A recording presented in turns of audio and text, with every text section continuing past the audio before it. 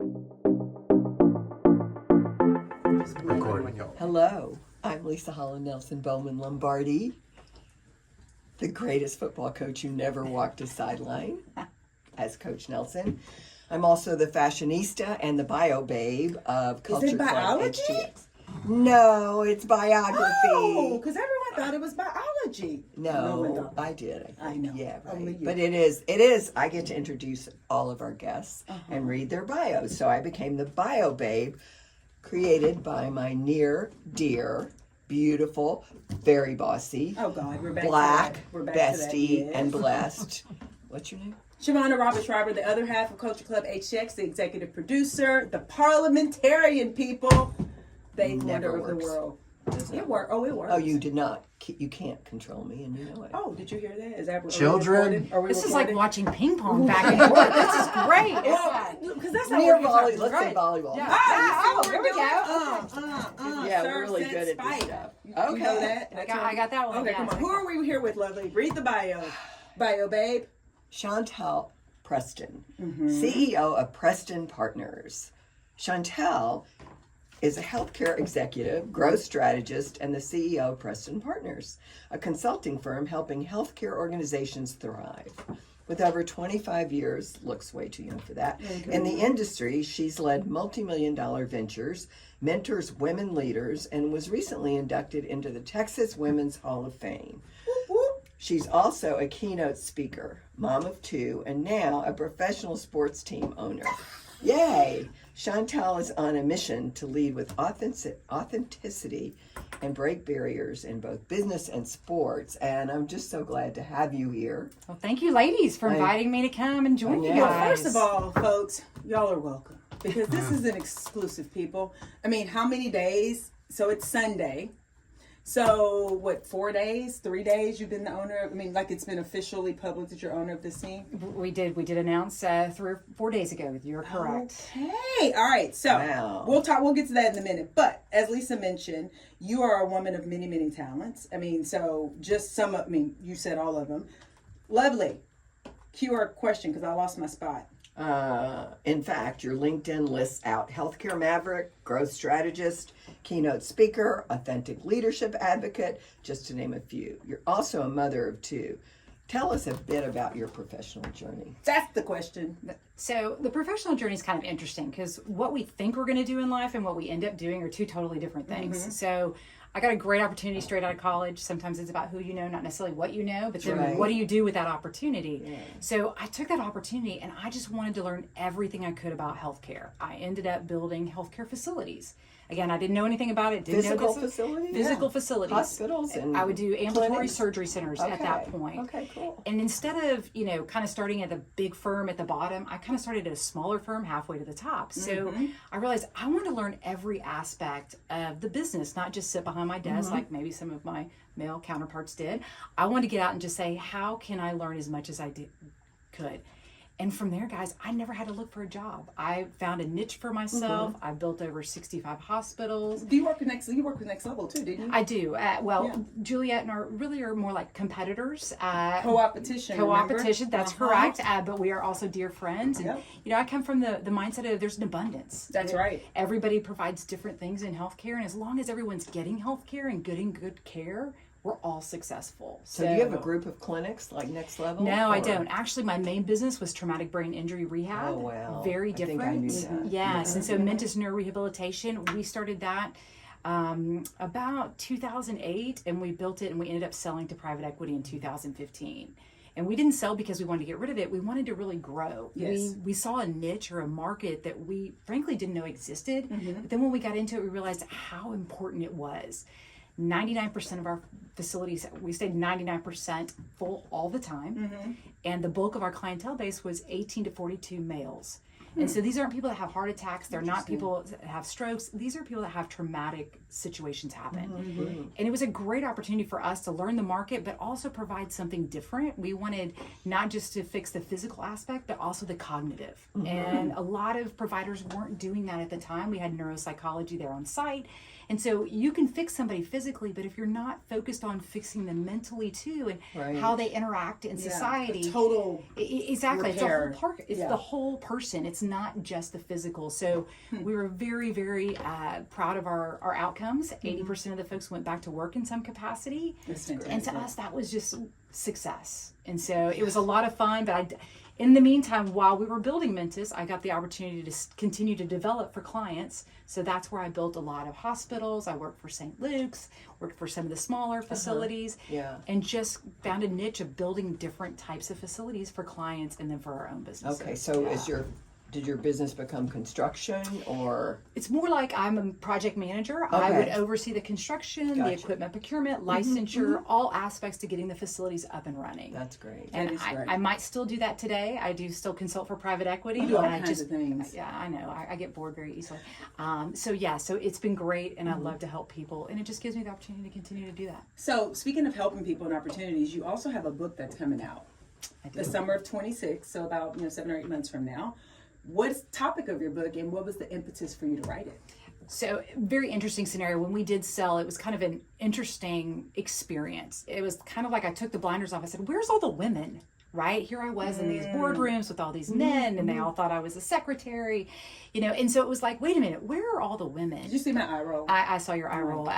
It was a hard thing to swallow, but, I realized not all women have the same experiences that I had. So it really started to open my eyes. And then you also think that when you get to that pinnacle of your career and you're like, I finally made it, right? This is it. I got the money. I've got the career. I was the most miserable I'd ever been because it was like my identity was so caught up in my work and what you did. that I didn't realize that I was so focused on the outcome that I wasn't enjoying the journey along the way.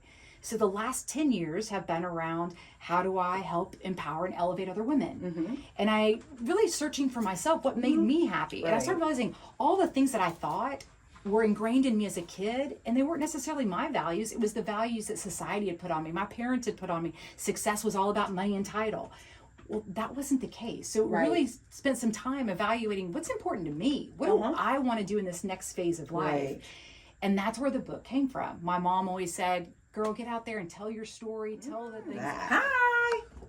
You are here, right? Hi. We're here still with Chantell Preston, and so excited to continue our conversation because now we're getting to the meat of it. Yeah. So you were telling us basically the first part of your career was all about building, and you did that, and you were super successful, and then you realized, wait a minute, what else? So then you said, I'm going to figure out what else for me, and then be able to be that voice, that cheerleader for other women to let them know, hey, there's more to it than just the things that people tell you success looks like, right? Yes. All right, cool. So you do have this big, huge award that you just won. So we were there, was that 2 weeks ago? 2 weeks ago, yes. The Greater Houston Women's Chamber of Commerce inducted you into the Texas Women Hall of Fame. Yes. As has Shavonnah been inducted As in. has Lovely. Yeah, but Lovely and I nominated you.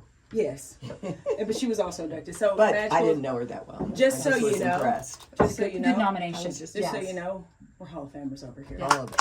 Texas women. I mean, following you guys made a whole difference. I was like, I didn't realize how big of a deal it was. So I saw y'all's faces up there. I was like, oh my God, this is amazing. Well, and then listening to who the other honorees Absolutely. are. Yeah, That no, was just, always. You're right. It doesn't matter who you are. What's her name from Oxy, the CEO? She was stunned. Yep. And who else was on the stage with us? Yeah, You know, like, So whoa. what does an award like that mean to you in this phase? Like you said, you've moved from the builder to now the amplifier of others. And so to be recognized as a Texas businesswoman who's making this amazing difference, like what did that mean to you? You know, again, I don't think I realized the significance of it until I got there. Yeah. And I looked around at the room and I thought, oh my gosh, you immediately go to, do I belong here? And then I was like, I think I do belong here. Hello. And, you look at my family was there to support me, my friends, and you guys were there. And, I didn't realize just how much it would impact me. Mm-hmm. And to your point, and I heard a few ladies when they were sitting up, they were all sitting together and they're like, I shouldn't be here. And I was like, yes, you should be here. You deserve to be here. But when I came off the stage, we had done a little video, kind of a tribute to us. And my daughter, my 14-year-old daughter, was tears were rolling down her face. And I thought maybe she was upset because we kind of tributed my mom in the video because she's been such a huge fan for me. And she looked me in the eye and she said, Mom, I am so proud of you. Oh, God. And I have to tell you guys, I just melted at that point because we, as moms, we worry about, and we have this guilt about, putting our career before our family, putting our family before our career. And here we think we're making the wrong moves. And right there at that moment, I realized this child sees me as an amazing role model. And that was just all of the acknowledgement I needed.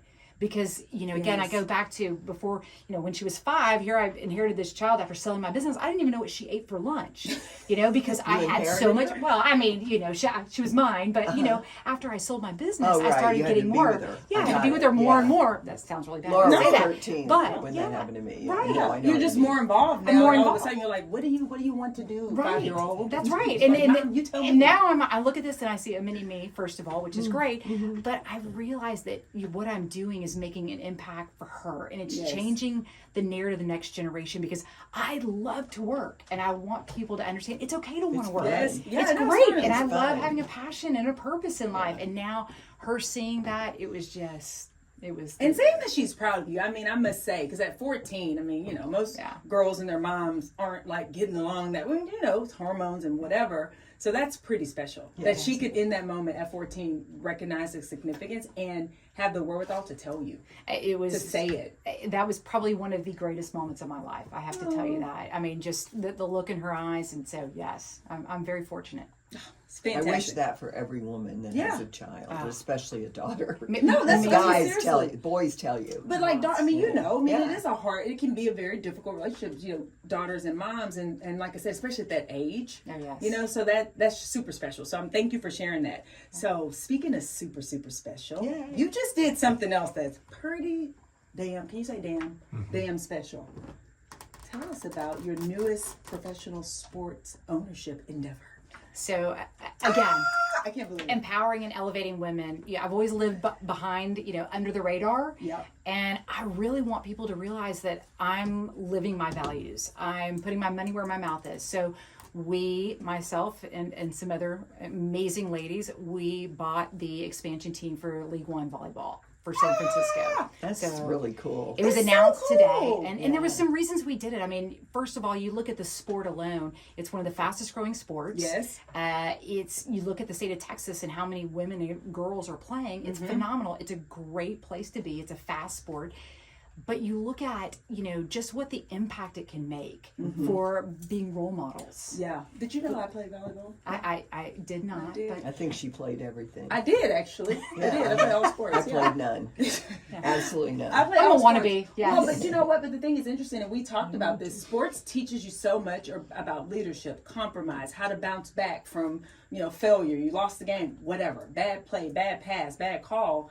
And the fact that this professional team now for women, I just think it's fantastic. I'm like so stoked about it. Well, and let me tell you how I got started in this. Because of that, I was worried about NIL coming out and who's giving these kids good counsel on financial literacy, because I'm always a big advocate for women being financially competent to build their own wealth. Yes. And so I started speaking to collegiate programs and high schoolers about how can these kids learn what different asset classes are and things like that.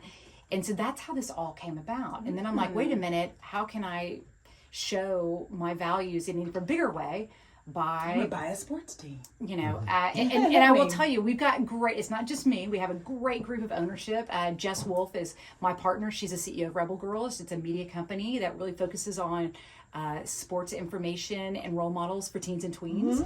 And then we are so fortunate, but we've got some amazing athletes that are joining us. Talk to us about the athletes. So I have to tell you, I get on these calls and sometimes I don't even know who they are because I'm not the biggest sports person in the world.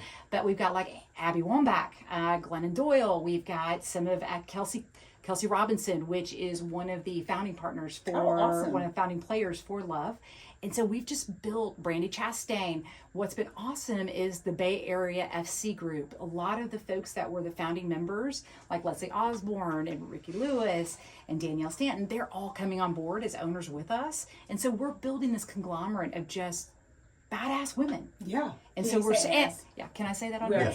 Yeah. And also men advocates, men that want to help. Like magical. Yes, exactly. And so it's been a great experience. We're super excited. It is an expansion team. We won't start playing until 2027, but between now and then. Well, this gives us time to Lots build of the hype. hype. Yeah. Lots Well, of and so hype. there's also a team. So your team is in San Francisco. There's going to be a team here in Houston. There's an amazing team here in Houston. They're Owned by the actually McNairs, right? owned by the McNairs, and they're awesome team, great group. Are they playing already? They are already playing. They played the Wow. first season, and then their second season's about to start in When January. is the volleyball season? So the volleyball season's January through April. Okay. So I encourage everyone to go out and watch it because that's where this love came from. Is it at NRG? No, Where it's are they currently playing? at Fort Bend County, and so a smaller venue because Like the obviously. Skeeters Stadium? No. It's even further out Or on whatever that 59. was. That's correct. Oh, it's not yes. Skeeters Not Skeeters anymore. anymore, but Space yes. Cowboys or Yeah, something. which Right. we like Skeeters, but whatever. We Yes. talked about that Forgive before. me. Yeah.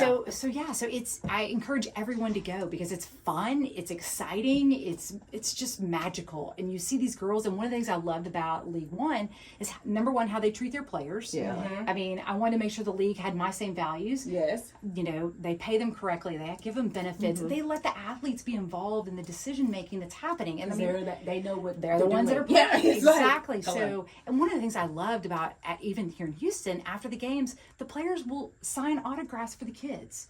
So it's like that interaction. And Community it is oriented. Yeah. That's If you what we see want. my favorite football players, they stay until the last autographs Exactly. really signed. And I love You know, that. I love that. I mean, I just, there's certain people, and everybody kind of knows who Yeah, my people we are, know. but yeah. But I just love that they're there. I mean, they're grateful for what they have, and they're willing to share, and they're willing to help the next gen. So I just think that's the most important thing you can do. Yeah, absolutely. And that community, I mean, we all are looking for a community. We want to be a part of a community. I wish it was in my own backyard, but the McNairs are a great ownership group. But, you know, so I just said, we hey, can go to we'll go to San Francisco. It's all good. It's not so hard. talk about Go let's bar talk the about McNairs swag. playing. That's what I was gonna say. Just Sure. swag, it's all good. Hannah, We can talk we're about some coming for swag. you. Is the swag gonna be cute? The swag's going to be amazing. Okay, because you know. I'm not going to tell you our color, but it might be red. Okay. I wore my red suit today just Yeah. because of this. Yeah, But, I'm it here may be for it. red. Branding. That's right. Magical's So, in his red shirt. Yeah, See? exactly. So he knew. He got the memo. Yeah. So yes, we will be lucid red. So super Lucid excited. red, not Yes. just red. Is that a folks. Pantone color?